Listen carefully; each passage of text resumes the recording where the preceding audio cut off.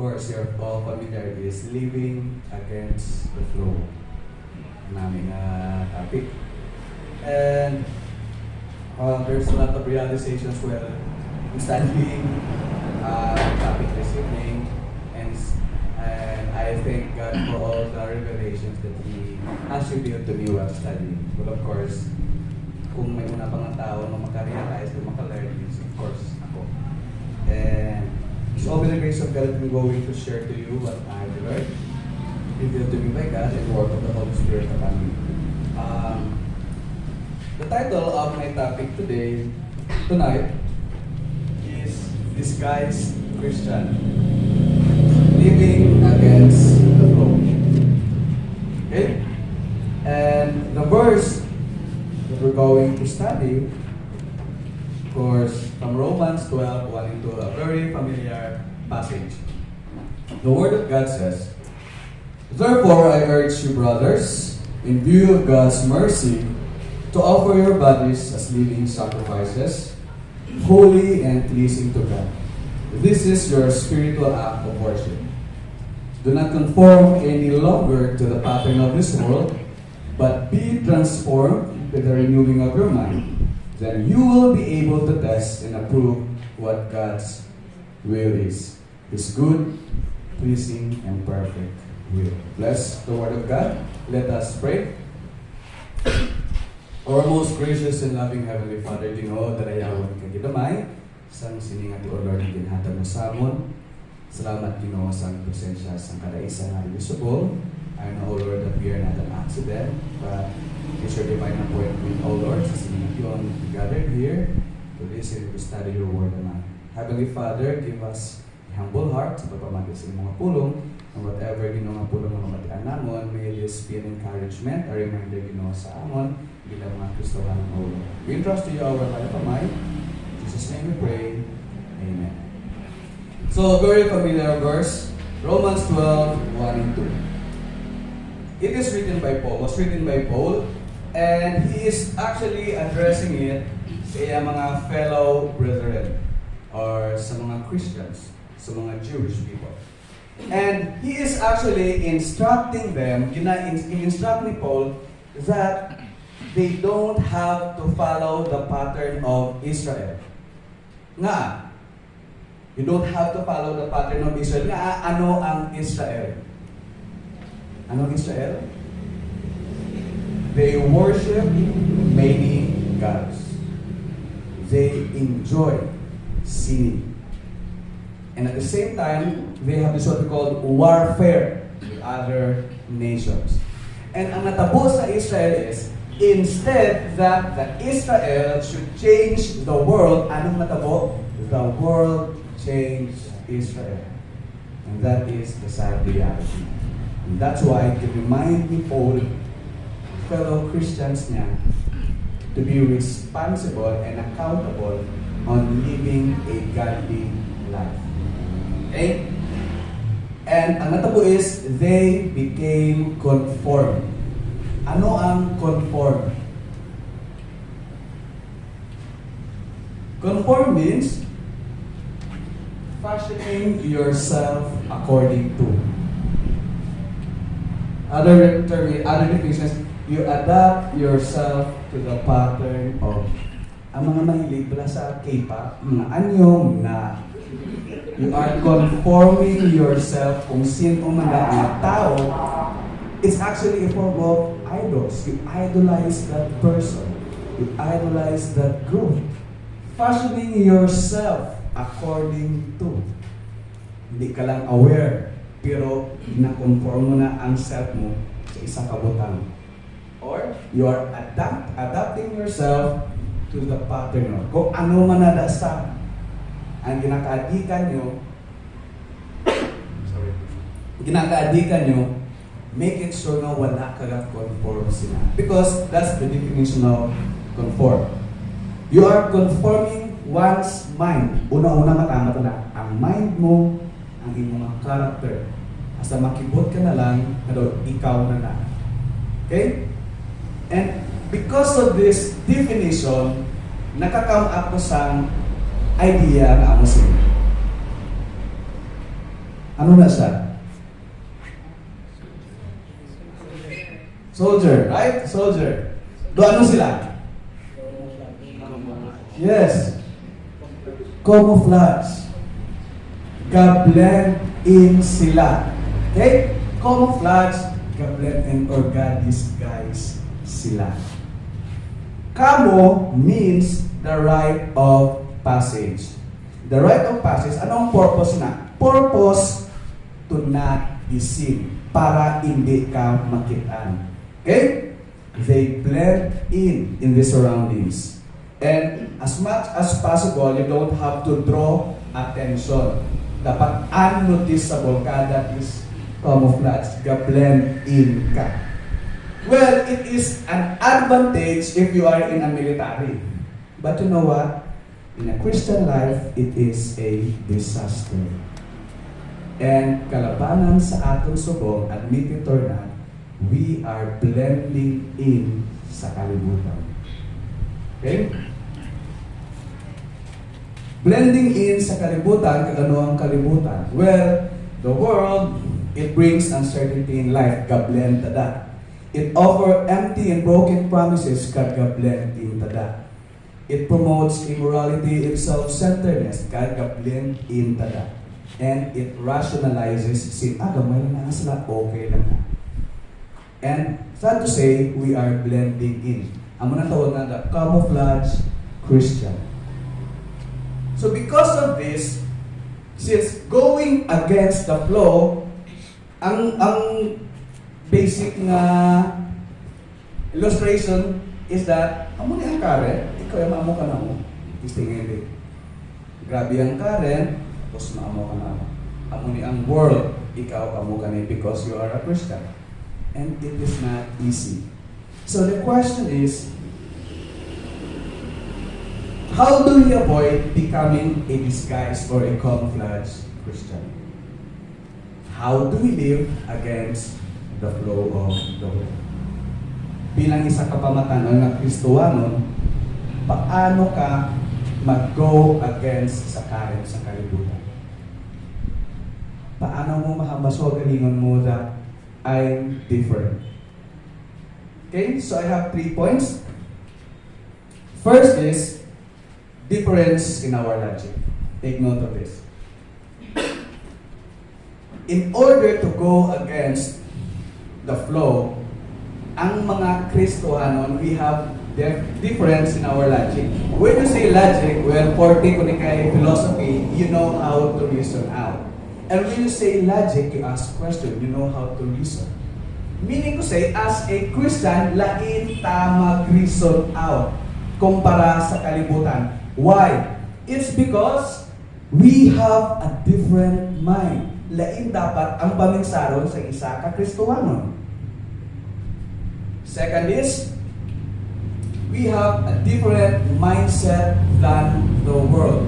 If amo ni ang mindset sa kalibutan, dapat lain ang atong mindset. If the world is saying that it's okay mag-engage ka sa premarital sex, it's okay. Laki to laki, bahay sa bahay. Ikaw, okay lang ganina. Not meaning to say that everyone is doing it, then that is correct. So, ang mindset dapat natin should be different.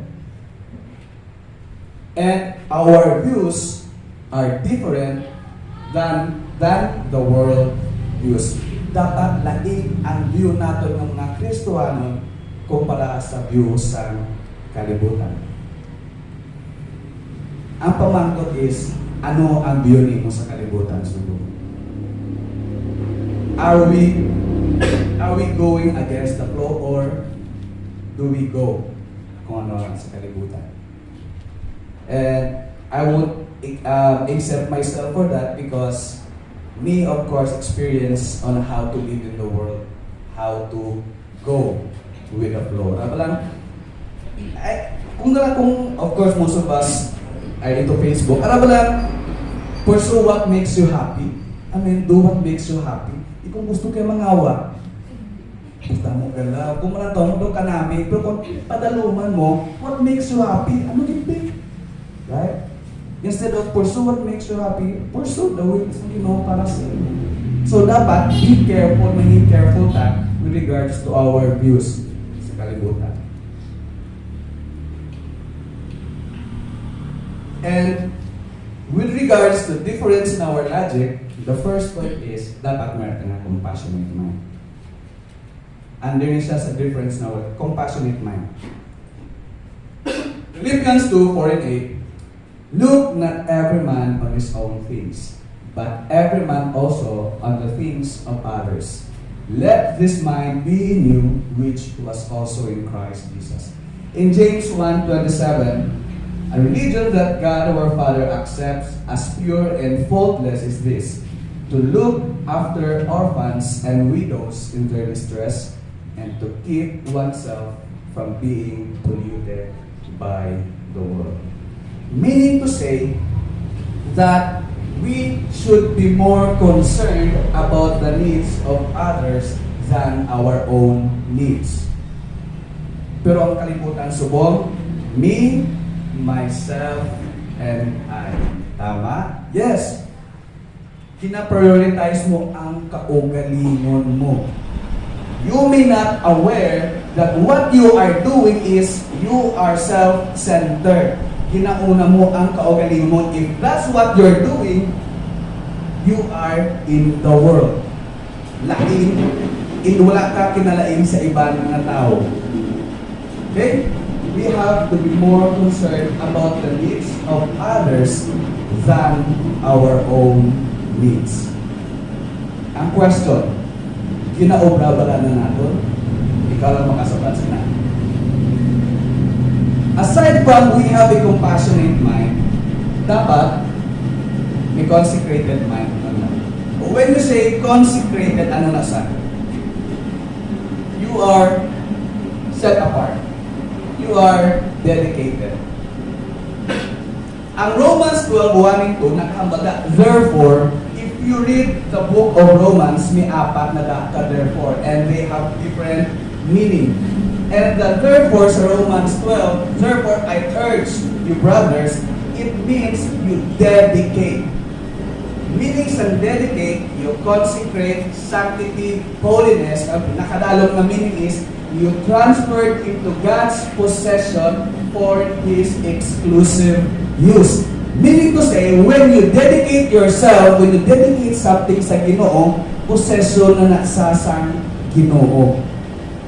When you dedicate yourself to God, meaning to say, possession ka na sa Ginoo for His exclusive use. I remember, I don't know if that's your practice too, and as a Christian, ang dapat ko nga, if I have something new, let's say, when God did to me isang motor, nakita ko sa close to my pastor, at pastor, I wanted to dedicate. Hindi pa namin yun. I don't know if you're doing that, but it is my practice. Because, di ko nakita that I have to use it para sa Ginoo. I don't have to use it para sa self, or I have to use it for the Lord. And so, kung nakita ko, ang purpose na sinangam ko. Amen. Okay? So, you transferred into God's possession for His exclusive use. Okay? Colossians 3:1-5. If then you were raised with Christ, seek those things which are above, where Christ is sitting at the right hand of God. Set your mind on things above, not on things on the earth. For you died, and your life is hidden with Christ in God. It says here that we no longer belong to the world, but to Christ. Tandaan din natin, if you dedicate yourself sa Ginoo, hindi natatag-iya sa kalibutan, but you belong to Christ. And the sources of life that we enjoy come only from Him. The sad reality is, and I'm also guilty of this, sa una nga, kuda mo kwarta, amo ng happiness. Right? It seems that amo ng kasadyahan. But I learned in a hardest way, and it's something that I'm so thankful that God has revealed this thing to me na kung makita mo sa kagalingan mo nga God is enough, na makambal ka nga Lord, bahala na daan. Harap lang ang baka ngayon, everyday you are dependent sa Ginoo. And one of the things na maghamba ko is, mabalaan mo that God is all you have when wala ka na din. Okay? And I learned it in the hardest way. So yes, it says here that we no longer belong to the world but to Christ, and the sources of life that we enjoy only come from Him. The Christian life is a hidden life as far as the world is concerned, because the world does not know Christ. Ang hidden life na ginatawag diri is satisfaction and security sa Ginoo. Wherein the world hindi ni makitaan sa kalibutan, kita lang ang mga Kristohanon ang nakakita sini. Okay? Hidden life, security, and satisfaction sa Ginoo. Because the world does not know Christ. Okay? And our sources of life should not be found in the world, but heaven. And the things that attract us and excite us belong to heaven, not to earth. Dapat ang source of happiness tanan-tanan sa Ginoo, hindi sa kalibutan. Well, of course, this does not mean na i-ignore na nato ng ating earthly responsibilities. Of course, you have to be responsible for it. Pero, dapat, ang aton nga motibo, our motives and our strength must come from heaven and not on earth. Amen? Meaning to say, yes, hindi natin pagpabayaan ang ating nga responsibility in earthly things, but the bottom line of this is, of course, ang tanan-tanan din, our motive, strength must come from heaven and not on earth. And the last one is careful mind. Maghambot ng careful mind, ano na siya? We must have a careful mind. 1 Peter chapter 1 verses 13 to 16. The Word of God says, therefore, prepare your minds for actions. Be self-controlled. Set your hope fully on the grace to be given you when Jesus Christ is revealed. As obedient children, do not conform to the evil desires you had when you lived in ignorance. But just as He who called you is holy, so be holy in all you do, for it is written, be holy because I am holy. Isang tayo nga wala mo pa nakilala ang Ginoo, of course, kapakasalat ka. But sometime, natig-iya ka na sa Ginoo, dapat, kalimtan mo na to. Remember sa message ni Pastor, the old have to put off your old self and to put on the new ones. The same as with this, that be holy because God is holy. And Proverbs 23:7, for as he thinks in his heart, so is he.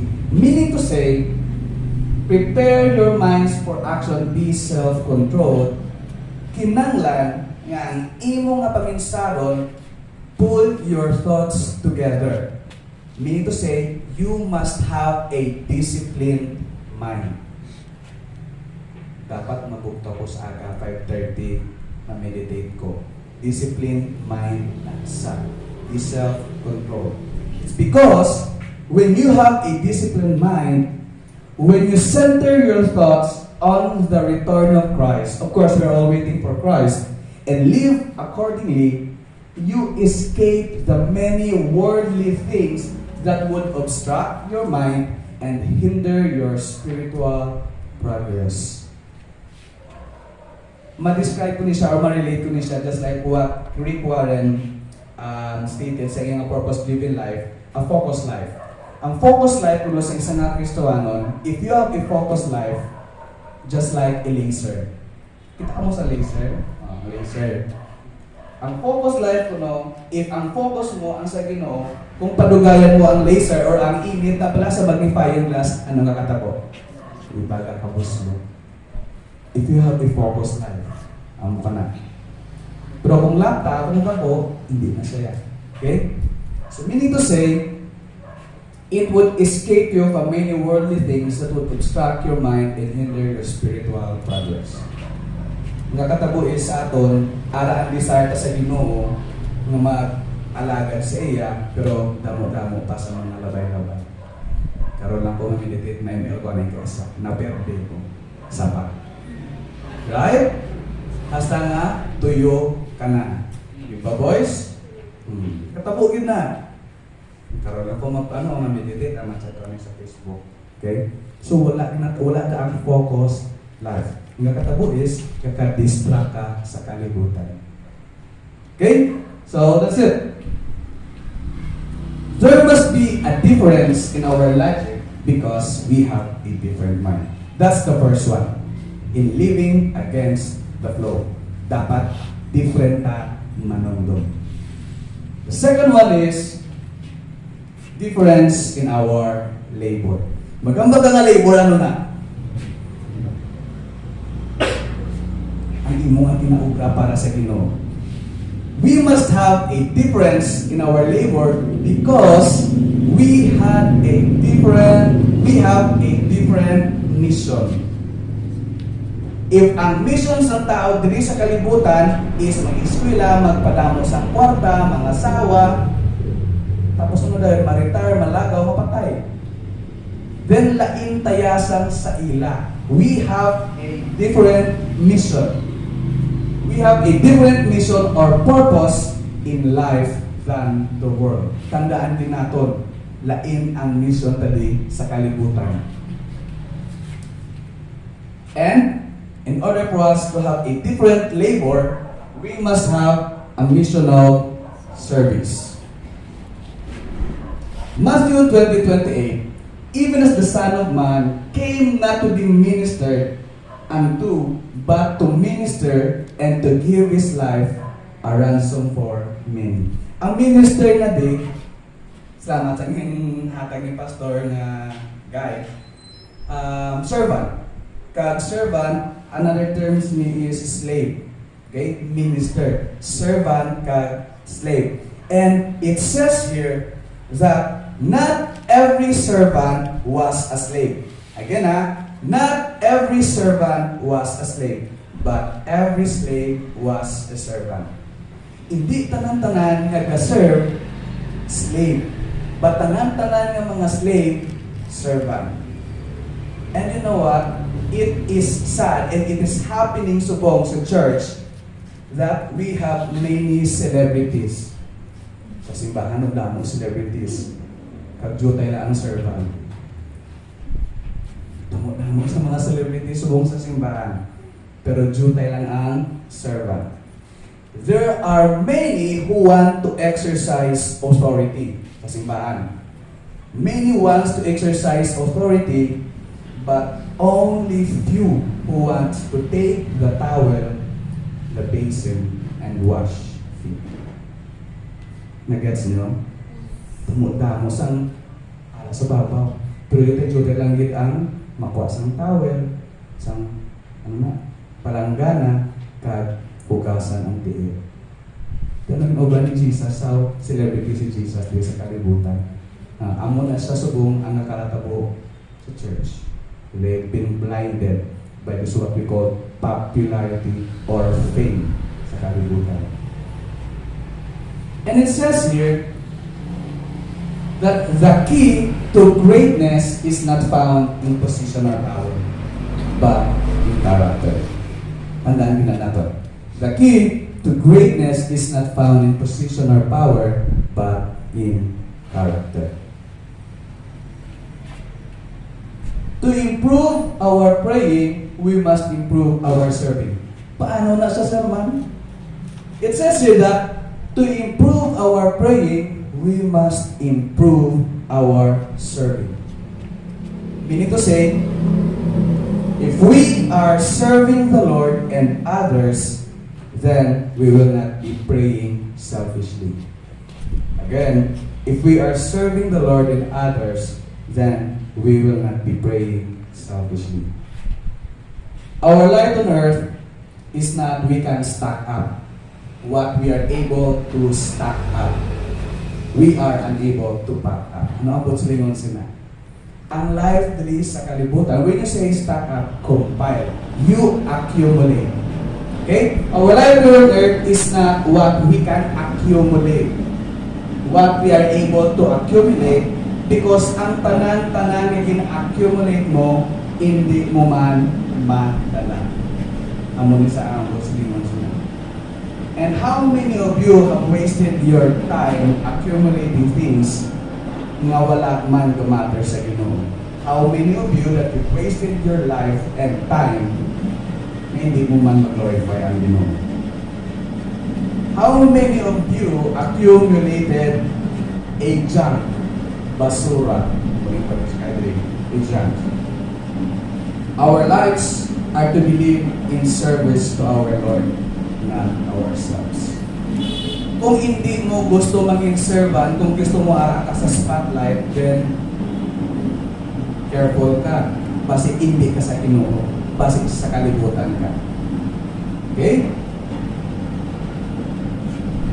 Next is the missional sacrifice. Not just only a mission of service, but a missional sacrifice. The call to follow Jesus is to come and die in flesh. Okay? Dapat patsulin nato ng aton nga desire, ang aton nga gusto nga obrahon. You must deny yourself, take up his cross, and follow him. Sacrifice. Sacrifice here, first is, in serving Jesus, we must sacrifice our time. We each are given only 24 hours a day, 7 days a week. 7 days a week, anong ginaobra mo? Okay? Mas damo pa ba? Siyempre damo na mawali nga, damo pa bala ang ginaobra mo sa Facebook, pasubong nga pandemic, anong ginaobra mo? Okay? Basi wala ka lamang kinalain pala sa kalibutan. Okay? You must sacrifice your time. Spend time sa Ginoo. Second thing is, in serving Jesus, we must sacrifice our talents. God has given each of His children gifts. Use them. Ano ang talent mo? Hindi ko kabalo magkanta. Hindi man ko kabalo ano pa din? Nahuya man ko magkwanta sa tupangan. Pero imo talent, tsaga paninglo ka. Amo ng talent na ginatag sa Ginoo sa imo. Right? Kung may talent kaya nga mag-give, amo na ginatag sa Ginoo sa imo. Ang talent hindi lang sa kanta. Ha? Kung talent mo yan and gift mo yan nga mag-comfort sa mga friends, then that is your gift. And use it para sa Ginoo. Okay? So, again, discover your gift. Discover your talent. Okay, once ka ma-discover mo na yung mga talent, ang gift ginatag sa Ginoo, i-reveal na sa Ginoo sa imo ang mga plano niya. Okay? And in serving Jesus, we must sacrifice our treasure. Whatever resources we have belong to God, we are all managers of His property. To tell you honestly, sa unang dalok-dalok ko, hindi ko yung maghatag sa kwarta. Kaya pinangabulayan ko na. But there is a sermon na dito ko naigo gid. Ang bala is, nalipat ko sa, I think Francis ka, na actually yung bala, wala na actually interest ang Ginoo sa kwarta mo. Ang interest ang Ginoo, kung ano sa pwede sa buhay mo. Kung ano, ang ginahatag, kung ano, wala na actually, nga akin na lang ginasang Ginoo. Ito ko na-realize, yes. So, ito ko, God has revealed Himself, God, na-learn ko to use my treasure. It's because, kung ano man ang niara subong sa imo, hindi na imo ginataga na sa Ginoo sa imo para gamiton mo sa tarong. It's a stewardship. Okay? So, balaan nyo na. Okay. So, that's it. Each and every person sacrifices or spends their life in pursuit of something. If I were to ask you, ano subong ang gina-pursue mo sa kabuhi mo? Ano subong ang ginalagas mo sa kabuhi mo? Are you pursuing Christ? Are you pursuing holiness? Or are you pursuing the world? para makasabat sila. The question is, what are we pursuing with our lives? What are we sacrificing our lives for? And what is our mission? Ano ang mission mo din sa kalibutan? Okay? It's for you to find out. Next, mission of salvation. Okay? Difference in labor we have because we have a mission of salvation. Luke 14:23, then the master said to the servant, go out into the highways and hedges and compel them to come in that my house may be filled. If you have read this parable of the banquet, na ang master naghanda siya tapos ipang-invite niya ang mga kilala niya, damo excuses. So, wala may nagkinadto. So, ang masang servant, master, wala may nagkinadto, damo sila excuses. Ano ang masang master? Go out into the highways and hedges and compel them to come in that my house may be filled. Ang mga tao, sa kilid-kilid, ang mga taong sa dalan. Panawga sila kag sila pagkatuon din. That's a parable. Ano ang butsilingon sana? God desires for everyone to be invited. And the word compel, magamba nga compel, there's an urgency. Urgent kinanglan good. Okay? We are to share the invitation announcement. So kita nga nakakilala sa Ginoo, kita nga naka-receive sa atong eternal life, anong obrahon nato? Ipos lang tayo, no? Okay? So, amo ni hambal sa Ginoo. Sa isa ka komentary, hambal niya that all things are now ready. God is saying that all things are now ready. Come, kadto na kamo. Nothing more need be done for the salvation of your soul, for Jesus Christ finished the work of redemption when He died for you on the cross and rose from the dead. The feast has been spread, the invitation is free, and you are invited to come. Para na siya sa mga lost sinners. So kita, ang muna dapat ang atong obrahon. Okay? That's why, hindi mo makita kung ano ang importante ang discipleship. Okay? The mission of salvation. There must be a difference in our labor because we have a different mission. And the last one is difference in our lives. Why? Because we have a different master. Ato nga kabuhi dapat lain because ang Ginoo ang ating master. We are not the same person we used to be. The time na nakilala mo ang Ginoo, change ka na sa Ginoo. And we are not to live as we lived before.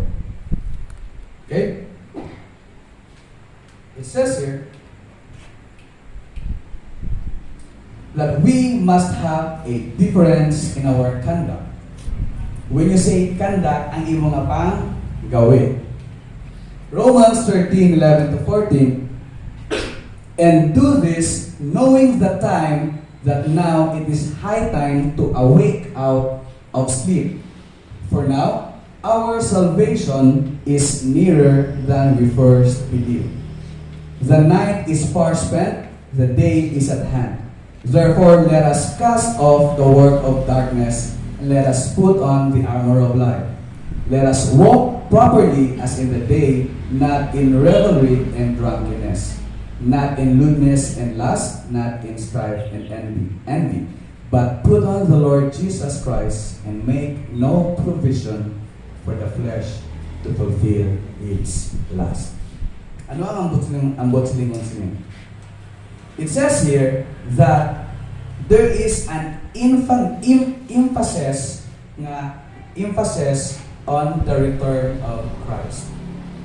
It emphasized it about the return of Christ. Wherein, as a servant, kita nga mga servants ng Ginoo, we have to be faithful. Makit-anta ng faithful when He returns. Ano na lang matabo kung maabot ang Ginoo kag ato ta sa baylihan?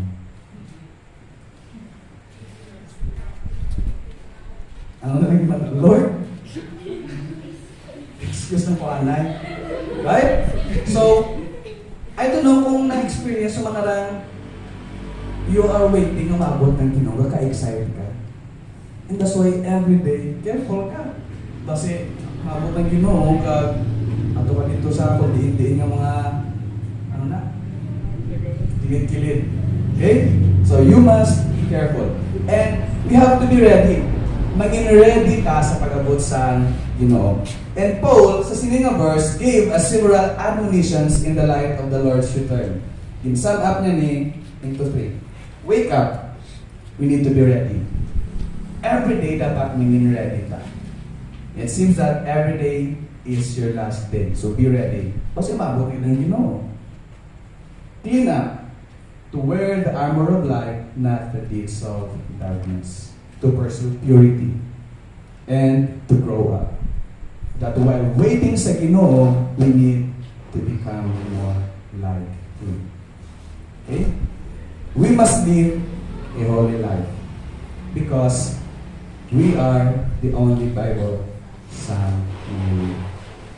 Tandaan din natin, careful kita sa testimony mo. Nagkahambat ka nga Kristohanon ka. It's because ang iba na tao ikatulog sa imo.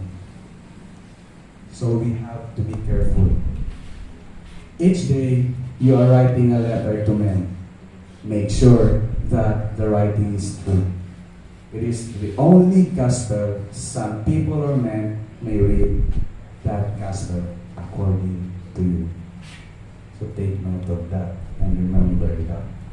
Basta may mga tao nagkatulog sa imo and you are telling that you are a Christian, pero siya ay Kristohanon, damo-damo, hindi ko na ikilala.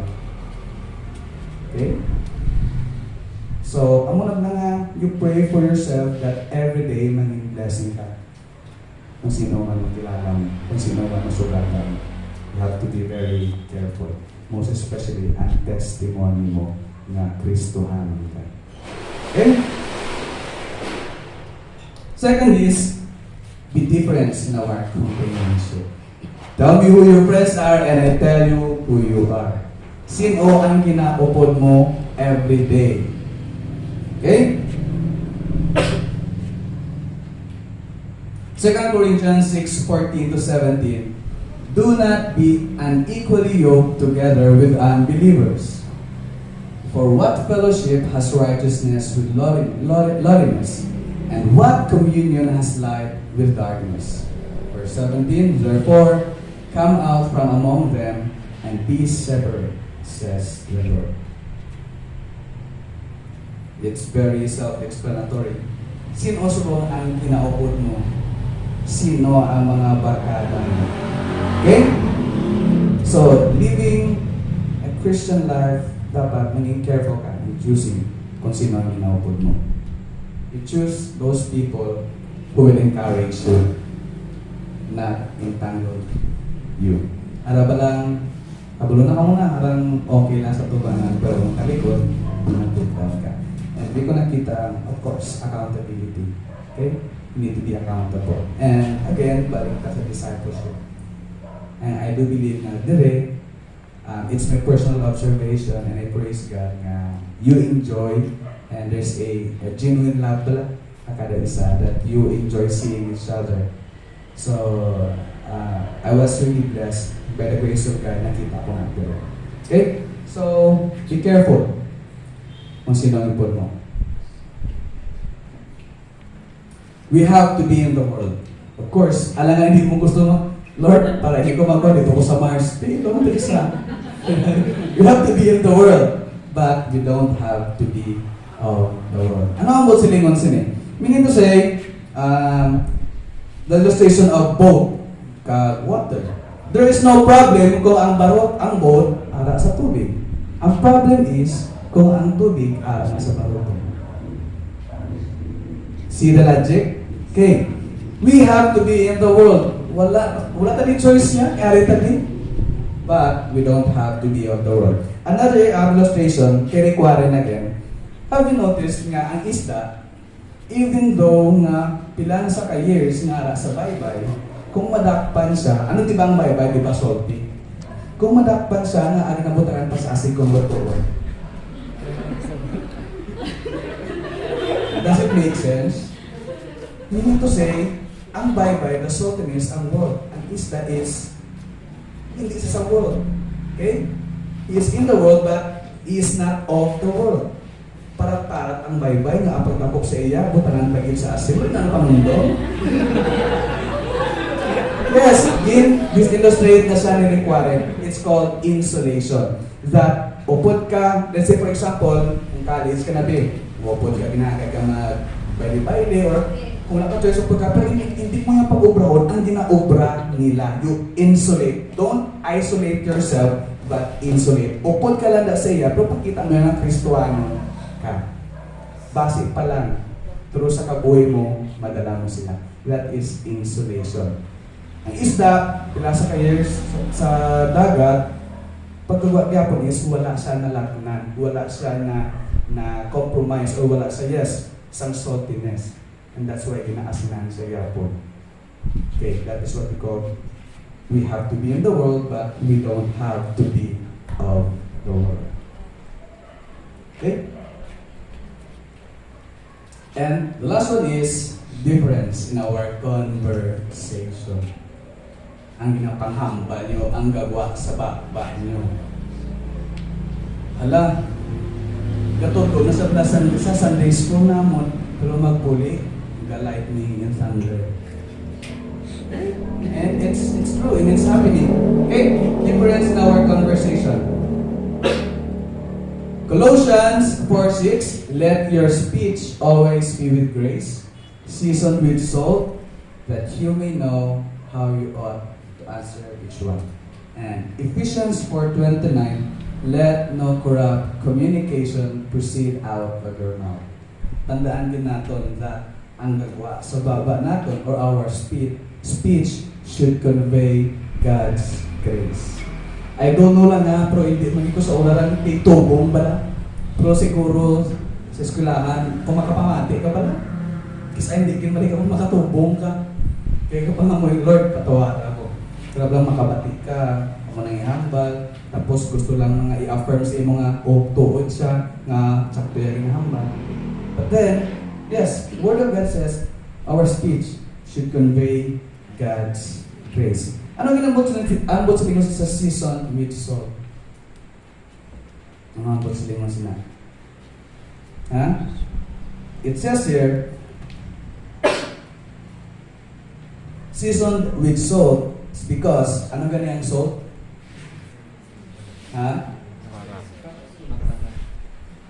Anong salt para? Seasoned with salt is used as preservative. Okay? As well as seasoner. We must put the salt into our speech to make it is pure and properly seasoned. Ang muna ang bagdiri. We must put that salt into our speech, ang ginahambal naton, to make sure it is pure and properly seasoned. Nabis ka na muna na sa, sige na. Sige na magtugod ka na sa iya, sige na. Okay? Kabudlay na. Pero dapat ang gagawa sa baba natin to glorify God. Okay? We have a greater message to tell than the world does. So mga kamangkanon, ako man, we need to speak up. Again, we have a greater message that Jesus Christ is our Savior to tell than the world does. Kung hindi kita sinbo. Right? Kung hindi kita mag-speak up, sino ang mahamba? Of course, kita dapat. That's why we need to speak up. We need to be different in this world.